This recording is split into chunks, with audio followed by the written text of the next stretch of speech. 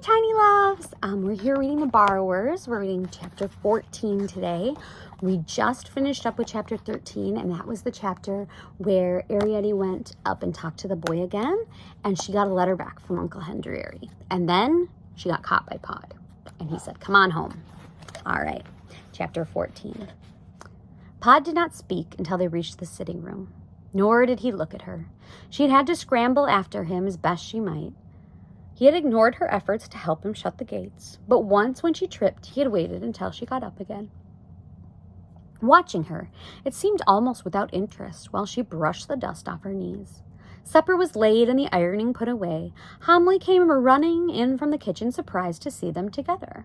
Pod threw down his borrowing bag. He stared at his wife. "What's the matter?" faltered Homily, looking from one to the other.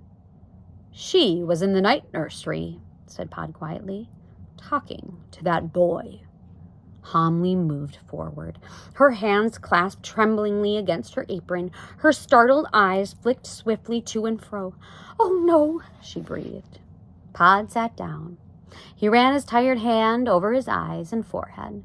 His face looked heavy like a piece of dough. "Now what?" he said.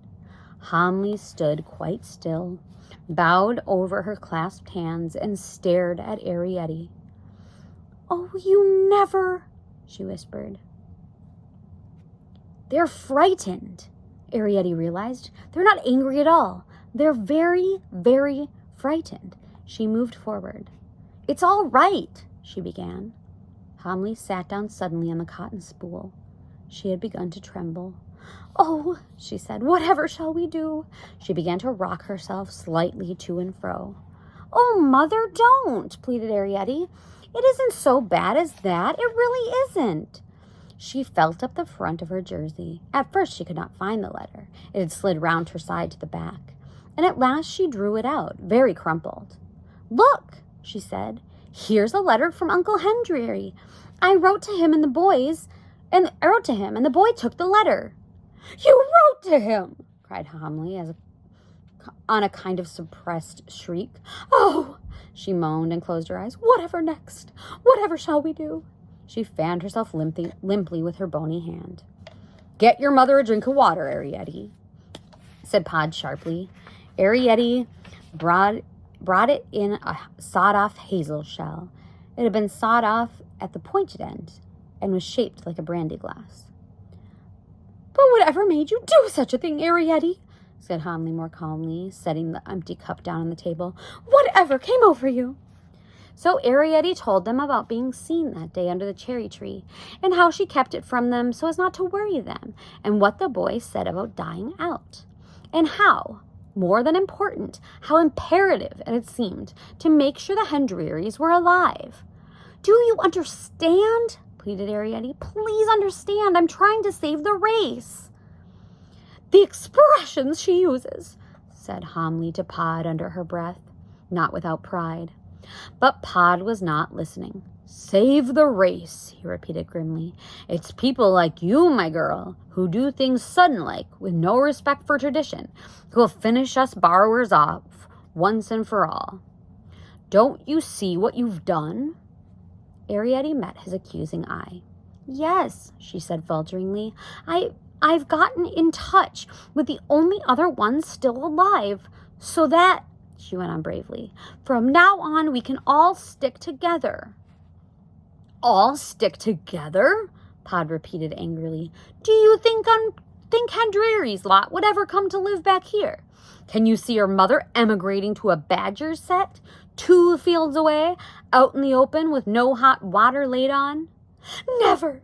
cried Homily, in a full, rich voice which made them both turn and look at her. "Or do you see your mother walking across 2 fields in a garden?" went on Pod. "2 fields full of crows and cows and horses and whatnot, to take a cup of tea with your Aunt Loopy, whom she never liked much anyway?" "But wait," he said as Arrietty tried to speak. "That's not the point. As far as all that goes, we're just where we was. The point," he went on, leaning forward and speaking with great solemnity, "is this, that the boy knows now where we live." "Oh, No, said Arrietty. I never told him that. You told him, interrupted Pod, about the kitchen pipe bursting. You told him how our stuff got washed away to the grating. He sat back again, glaring at her. He's only got to think, he pointed out. Arrietty was silent, and Pod went on. That's a thing that's never happened before. Never in the whole long history of the borrowers. Borrowers have been seen, yes. Borrowers have been caught, maybe. But no human being has ever known where any borrower lived. We're in very grave danger, Arrietty, and you've put us there, and that's a fact. Oh, Pod, whimpered Homley, don't frighten the child. Nay, Homley, said Pod more gently. My poor old girl, I don't want to frighten no one, but this is serious. Suppose I said to you, pack up tonight all our bits and pieces. Where would you go? Not to Hendreary's, cried Homley. Not there, Pod. I couldn't never share a kitchen with Loopy.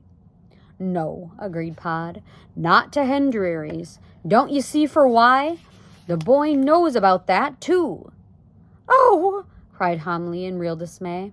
Yes, said Pod. A couple of smart terriers or a well-trained ferret.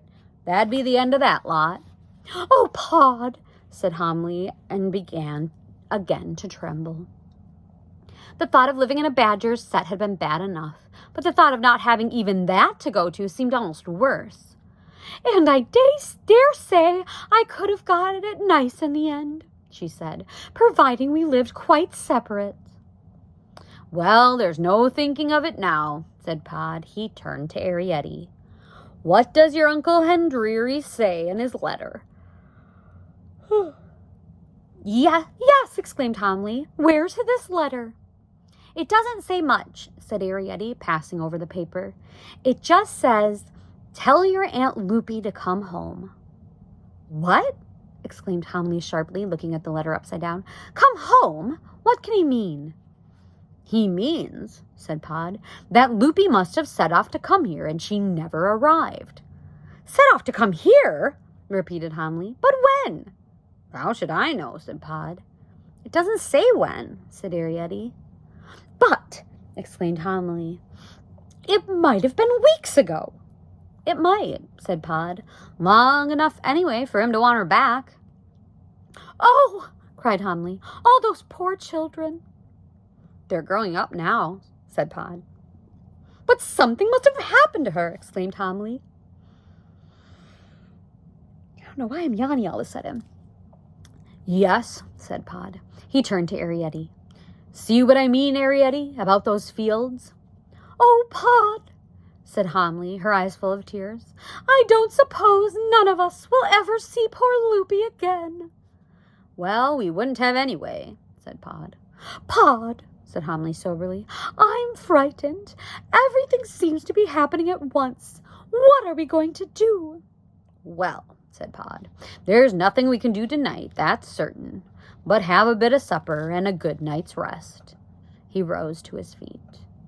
Oh, Arrietty, wailed Homley suddenly, you naughty, wicked girl. How could you go and start all this? How could you go and talk to a human being? If only... I was seen, cried Arrietty. I couldn't help being seen. Papa was seen. I don't think it's all as awful as you're trying to make out. I don't think human beings are all that bad. They're bad and they're good, said Pod. They're honest and they're artful. It's just as it takes them at the moment. And animals, if they could talk, would say the same.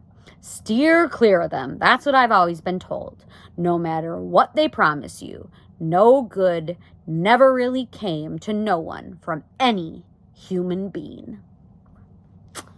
And that's the end of that chapter. We only have this much of the book left. It's just getting good. All right, I love you. I'll see you back for chapter 15.